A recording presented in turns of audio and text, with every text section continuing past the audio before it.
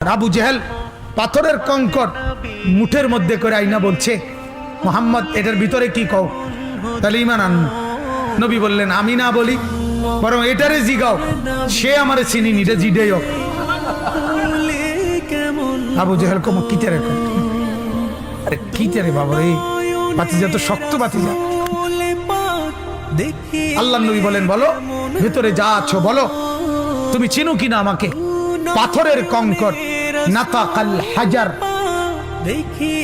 পাথর নাতাক কথা বলছে, পাথরের কঙ্কর বলে উঠছে, আনতা রাসূলুল্লাহ, আপনি আল্লাহর রাসূল, আমি চিনি আপনাকে, আমি চিনি।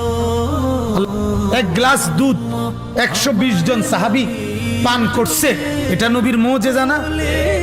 একটা বকরির গোশত 3000 সাহাবী খন্দকের, ওনারা সবাই পেট ভরে খাইছে, এটা মুজিজা না? এক মগ পানি, মানে এই বদনার তলে অল্প কদ্দুর পানি, এইটুকু পানি কূপে ফেলছে, 1400 সাহাবী গোসল করছে, অজু করছে, উথলে ওটা পানি। এটা কি নবীর মুজিজা না? এগুলো সব মর্যাদা, এগুলো সব মর্যাদা, সব মর্যাদা, সব নবীজির সম্মান, ইজ্জত, সবকিছু নবীকে চিনত।